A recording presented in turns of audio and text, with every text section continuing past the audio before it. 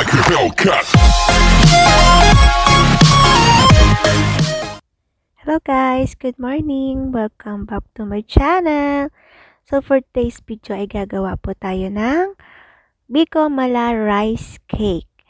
So una po, ilagay po natin yung 2 lata ng gata sa kawali.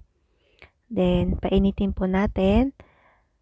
Dapat po una nasa maano lang siya na apoy. Nasa katamtamang apoy lang po siya. And hahaluin lang po natin ito. So yan, ihalo na nga po natin at ilalagay na natin ang ating brown sugar. Ngayon, ihalo lang siya natin ng ihalo sa ating gata. And yung apoy niya dapat katamtaman lang din po para hindi agad masunog ang ating gata.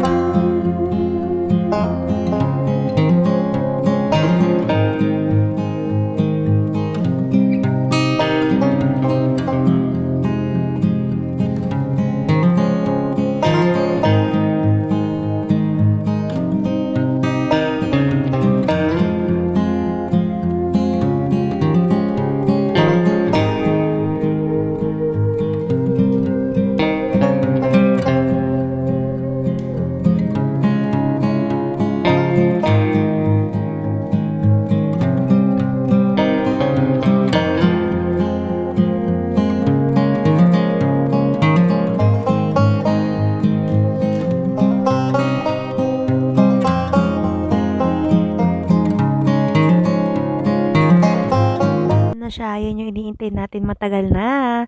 So yan, pagka kumukulo na siya guys, hahaluin lang natin siya ulit bago natin ilagay yung ating mahiwagang malagkit. Bali guys, yung malagkit na isain ko na po siya. Di ko lang napakita ano. So ayan na, ilalagay na ho natin dito sa ating hinalo-halong gata with brown sugar. So ayan guys, ilipat lang po natin siya.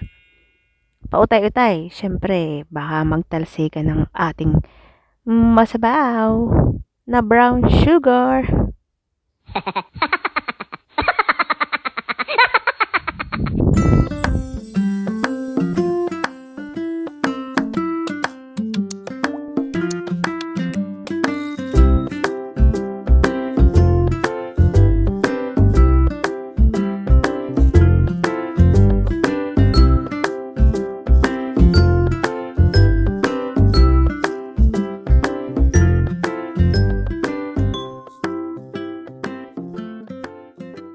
Ilagay na natin lahat. Ngayon, ang gagawin po natin ay ihalo naman natin ang ating kanin or malagkit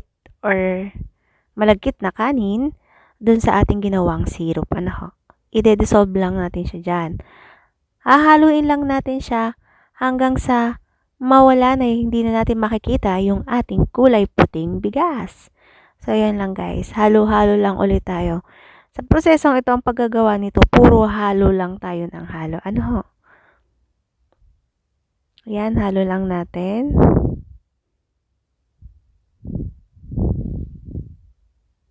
Walang katapusang halo. Halo lang ho tayo ng halo. Bali, binawasan na rin ho natin yung apoy para hindi naman masunog ang ating kanin.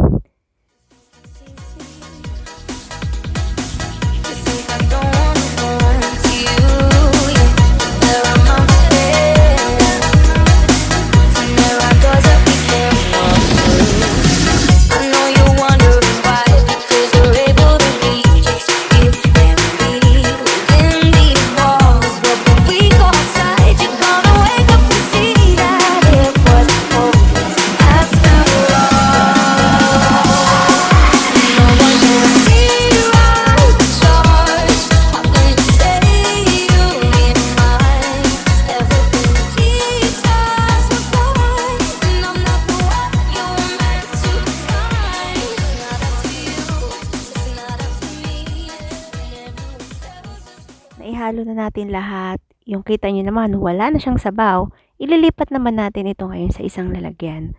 So, pag nilipat na ho natin yan lahat, saka naman ho tayo gagawa ng pang-syrup o panglagay sa ibabaw niyan. Kasi yung bigas natin, kita nyo naman, di natin yung tinimplahan nung sinaing natin. So, ayan ho, gently lang tayo magluto sa ating pinaglutuan. Bali, hinugasan naman natin siya, guys. So, ang gagawin natin, isang gata naman po, isang can na gata. Tapos, yan, painitin lang din ulit natin siya. Then, lalagyan natin yung ating brown sugar. Yung brown sugar din po natin ay ilalagay na natin. Ibudbod ang brown sugar. Ulit-ulit. Yan guys, pag nalagay mo na yung brown sugar, hahaluin ulit natin siya. Ano po?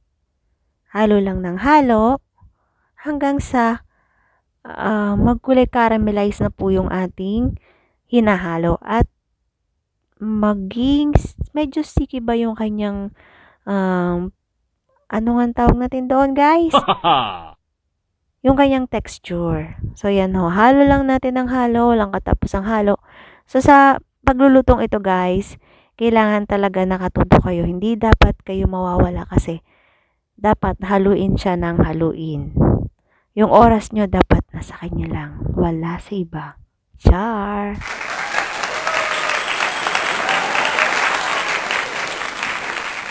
Bumubulwak-bulwak na siya. Na parang sasabog na lava. Char! Pag nakikita nyo guys na bumubulwak-bulwak na siya na ganyan, na kumukulo-kulo na sa Tagalog, malapit na po yan. Malapit na siyang matapos kasi malapit na nating makuha yung kanyang tamang tekstura at kulay. Ibig sabihin, lutong-luto na po ito. Pwede na natin siyang ilagay sa ibabaw ng ating biko or mala rice cake na po siya. And then, yung kanyang pinakang syrup, pwede natin din yung ilagay kapag kakainin natin yung ating biko. Just in case na kulang pa sa inyo yung tamis, nung tsura niya, nag-iba na rin yung kanyang kulay at yung kanyang texture. Ayan guys, malapit na siyang matapos. So, tamang pag-iintay lang guys. Konti na lang, tapos na.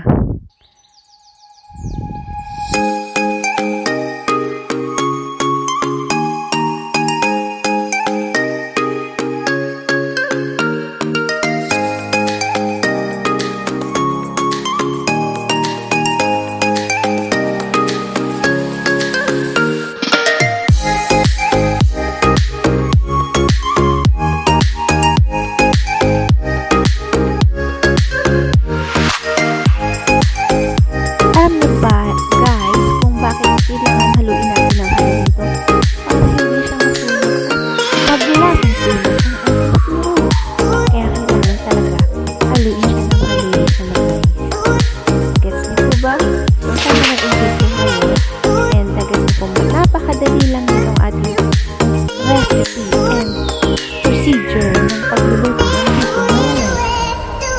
So, maya-maya lang po guys, ilalagay na natin siya sa ibabaw ng ating inilagay kanina o sineparate na biko.